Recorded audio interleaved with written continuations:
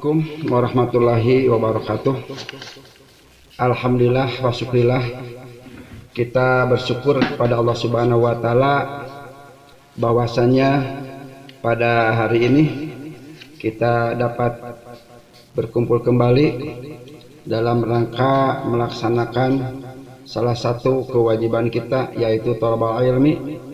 Dalam rangka melaksanakan kewajiban, mudah-mudahan ilmu yang kita akan pelajari menjadi ilmu yang bermanfaat dan barokah untuk melaksanakan, meningkatkan ibadah ke Allah Subhanahu wa taala.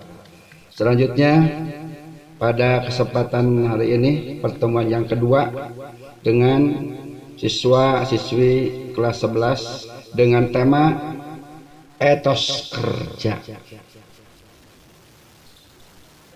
Etos kerja sudah menjadi kewajiban manusia sebagai makhluk yang memiliki banyak kebutuhan dan kepentingan dalam kehidupannya untuk berusaha memenuhinya.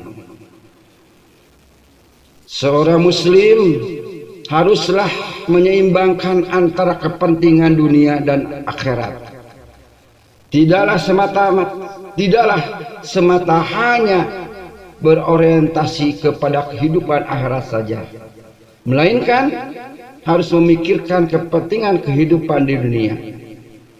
Untuk menyeimbangkan antara kehidupan dunia dan akhirat, wajiblah seorang muslim untuk bekerja.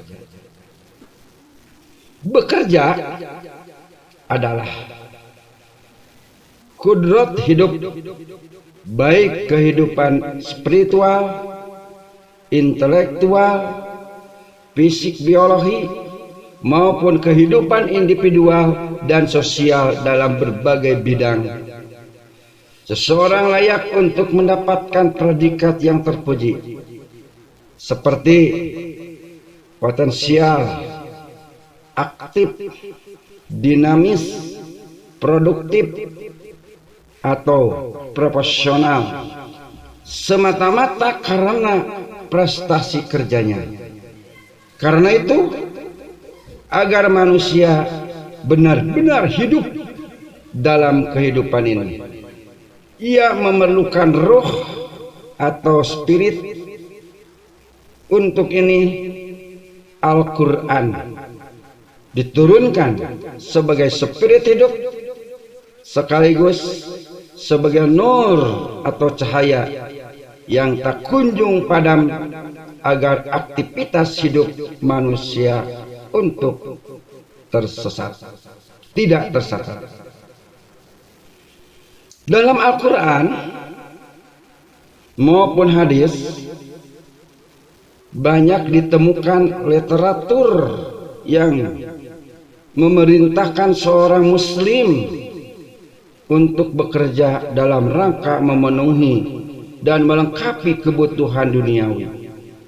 Salah satu perintah Allah kepada umatnya untuk bekerja termaktub dalam Quran surah At-Taubah ayat 105.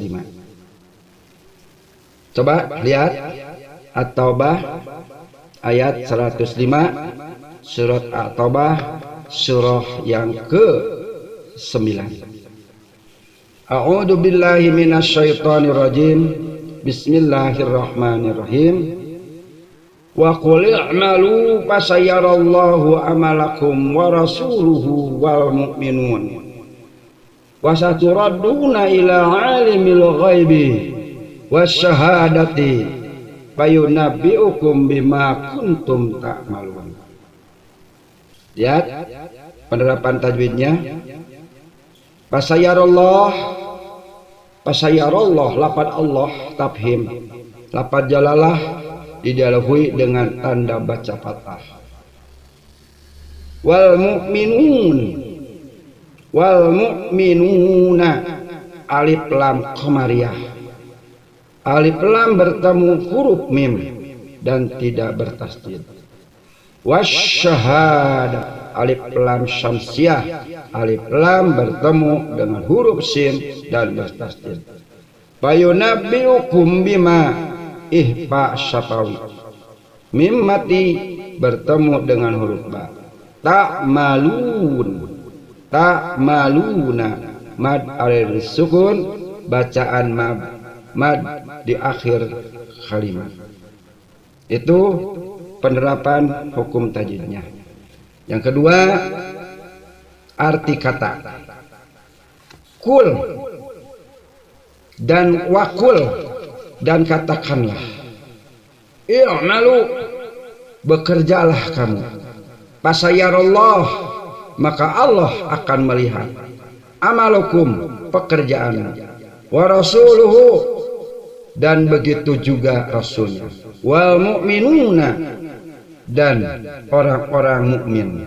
Fasaturaduna, dan kamu akan dikembalikan ila kepada Allah.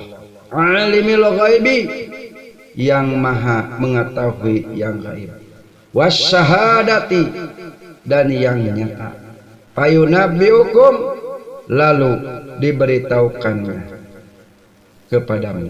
Bima kuntum, apa yang telah kamu ta'malun, kerjakan. Selanjutnya artinya, itu arti dari kata. Dan katakanlah, kerjakanlah, bekerjalah kamu, maka Allah akan melihat pekerjaanmu. Begitu juga rasulnya dan orang-orang mukmin, dan kamu akan dikembalikan kepada Allah yang maha mengetahui yang gaib dan yang nyata. Lalu diberitahukannya kepadamu apa yang telah kamu kerjakan. Quran Surah At-Taubah ayat 105. Anak-anak yang Bapak banggakan dan Bapak cintai,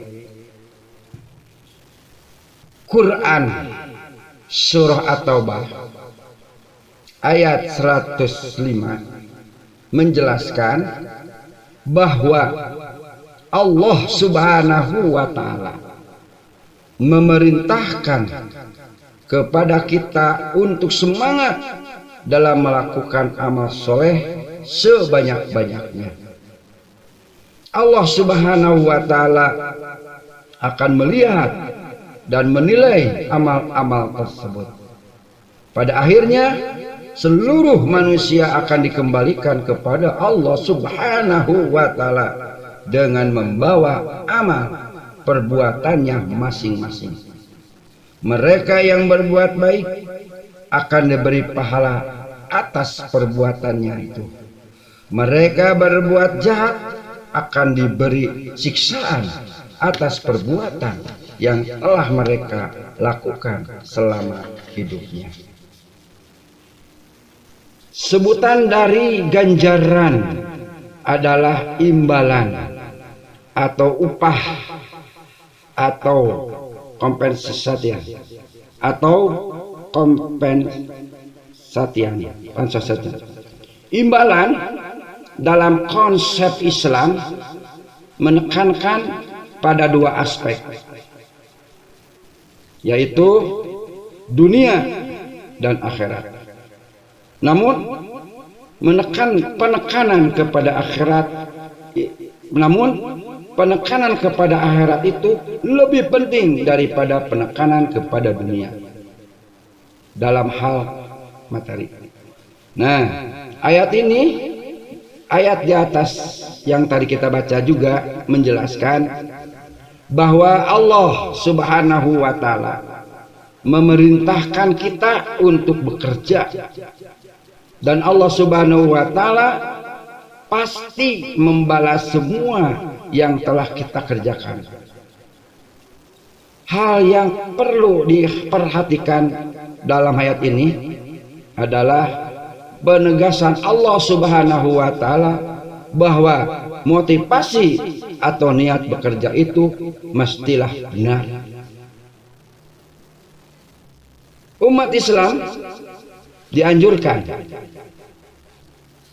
agar tidak hanya merasa cukup dengan melakukan tobat, ya, melakukan tobat saja, tetapi harus dibarengi dengan usaha-usaha untuk melakukan perbuatan terpuji yang lainnya, seperti menunaikan zakat,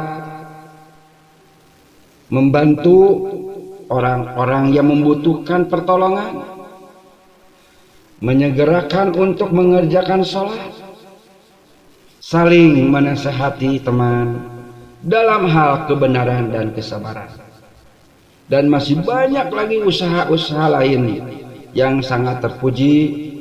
Semua itu dilakukan atas dasar taat dan patuh kepada perintah Allah Subhanahu wa Ta'ala, dan yakin bahwa Allah Subhanahu wa Ta'ala pasti menyaksikan itu. Ayat ini pun berisi peringatan bahwa perbuatan mereka itu pun nantinya akan diperlihatkan pula kepada Rasul dan kaum muslimin lainnya kelak di hari kiamat. Dengan demikian akan terlihatlah kebajikan dan kejahatan yang mereka lakukan sesuai amal perbuatannya. Bahkan di dunia ini pun sudah sering kita saksikan bagaimana gambaran orang-orang yang berbuat jahat seperti pencuri, penipu, pemerkosa, koruptor, dan lain-lain sebagainya. Banyaknya berita tentang korupsi, bagaimana koruptor dipertontonkan di ruang publik. Ini menandakan bahwa di dunia pun perbuatan kita sudah bisa dipertontonkan, apalagi kelak di akhirat yang pasti sangat nyata dan tidak bisa ditutup-tutup lagi. Dan juga berdasarkan hadis riwayat Bukhari yang artinya begini, dari Mikdam radhiyallahu anhu, dari Nabi SAW beliau bersabda, tidak seorang pun yang makan lebih baik daripada makan hasil usahanya sendiri. Sesungguhnya Nabi Daud alaihissalam makan hasil usahanya. Hadis riwayat Bukhari. Yang Bapak cintai dan banggakan, itulah dari surah At-Taubah ayat 105. Mudah-mudahan ada manfaatnya dan barokahnya, dan kita dijadikan anak yang soleh dan solihah, berguna bagi bangsa dan agama, dan mudah-mudahan kita dapat bertemu lagi di minggu yang akan datang. Terima kasih. Wabillahi taufiq wal hidayah. Wassalamualaikum warahmatullahi wabarakatuh.